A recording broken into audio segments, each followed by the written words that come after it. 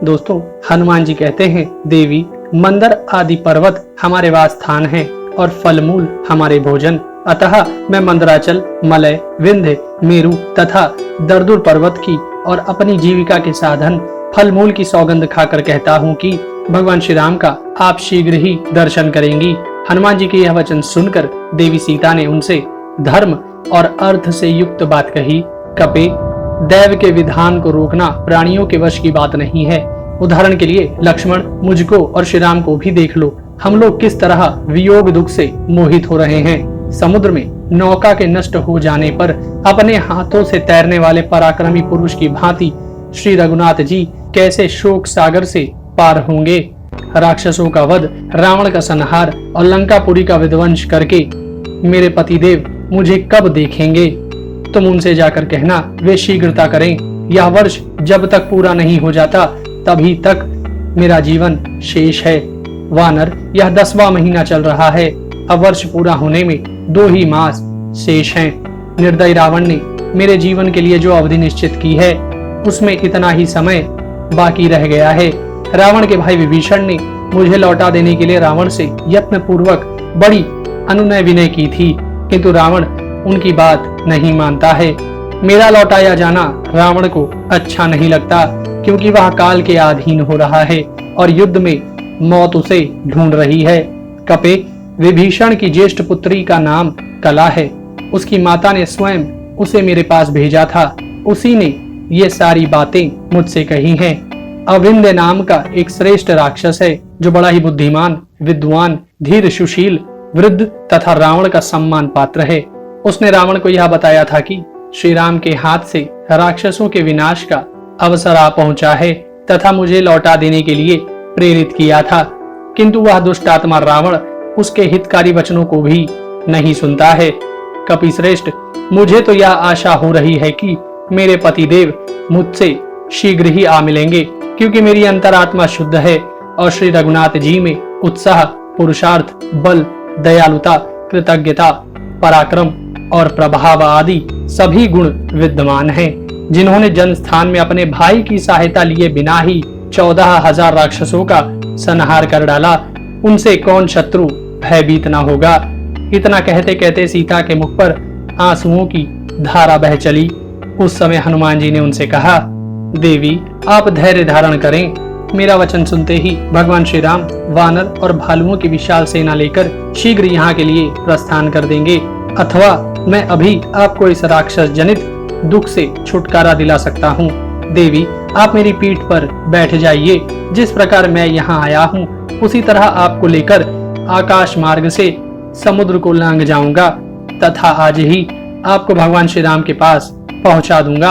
आप आज ही भगवान श्री राम और लक्ष्मण के दर्शन करेंगी।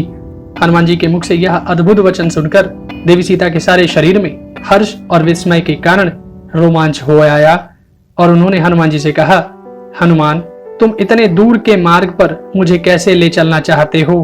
तुम्हारे इस दुस्साहस को मैं वानरोचित चपलता ही समझती हूँ। तुम्हारा शरीर तो बहुत छोटा है, फिर तुम मुझे मेरे स्वामी महाराज श्री राम के पास ले जाने की इच्छा कैसे करते हो।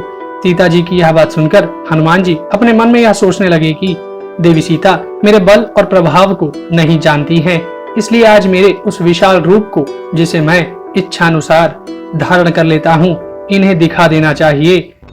ऐसा विचार करके हनुमान जी देवी सीता को विश्वास दिलाने के लिए अपना कद बढ़ाने लगे। बात ही बात में हनुमान जी का शरीर मेरु पर्वत के समान ऊंचा हो गया। इस तरह विशाल रूप धारण करके वे वानर श्रेष्ठ हनुमान जी देवी सीता के सामने खड़े हो गए और देवी सीता से बोले, देवी मुझ में पर्वत, वन, महलों, चहर दीवारी और नगर द्वार सहित इस लंकापुरी को रावण के साथ ही उठा ले जाने की शक्ति है, अतः आप मेरे साथ चलने का निश्चय कर लीजिए। हनुमान जी को विशाल शरीर धारण किए देख देवी सीता ने उनसे कहा, महाकपे मैं तुम्हारी शक्ति और पराक्रम को जानती हूँ। वायु के समान तुम्हारी गति और अग्नि के समान तुम्हारा अद्भुत तेज है। दूसरा कोई साधारण वानर अपार महासागर के पार इस लंकापुरी में कैसे आ सकता है।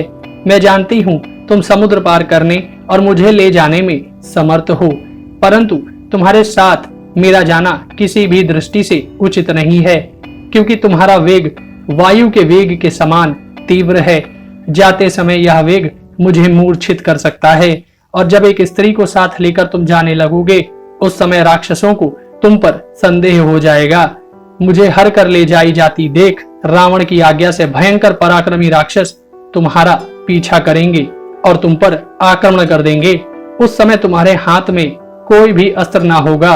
उस दशा में तुम उन सबके साथ युद्ध और मेरी रक्षा दोनों कार्य कैसे कर सकोगे? इसलिए मैं तुम्हारे साथ नहीं चल सकूंगी, क्योंकि इससे तुम्हारे किए गए सारे प्रयत्नों के निष्फल हो जाने का संशय है। यद्यपि तुम भी संपूर्ण राक्षसों का संहार करने में समर्थ हो, तथापि तुम्हारे द्वारा राक्षसों का वध हो जाने पर श्री रघुनाथ जी के सुयश में बाधा आएगी। लोग यही कहेंगे कि श्री राम स्वयं कुछ भी ना कर सके। वानर श्रेष्ठ, तुम्हारे साथ ना चल सकने का एक कारण और यह भी है कि पति भक्ति की ओर दृष्टि रखकर मैं भगवान श्री राम के सिवा दूसरे पुरुष के शरीर का स्वेच्छा से स्पर्श करना नहीं चाहती। रावण के शरीर से जो मेरा स्पर्श हो गया है वह तो उसके बलात् हुआ है। उस समय मैं असमर्थ, अनाथ और बेबस थी। यदि रघुनाथ जी यहाँ राक्षसों सहित रावण का वध करके मुझे यहाँ से ले जाएंगे तो वह उनके योग्य कार्य होगा। इसलिए कपिश्रेष्ठ, तुम प्रयत्न करके युद्धपति सुग्रीव और लक्ष्मण सहित मेरे प्रियतम श्री रामचंद्र जी को शीघ्र यहाँ बुला ले आओ। तुम उनके शुभागमन से मुझे हर्ष प्रदान करो।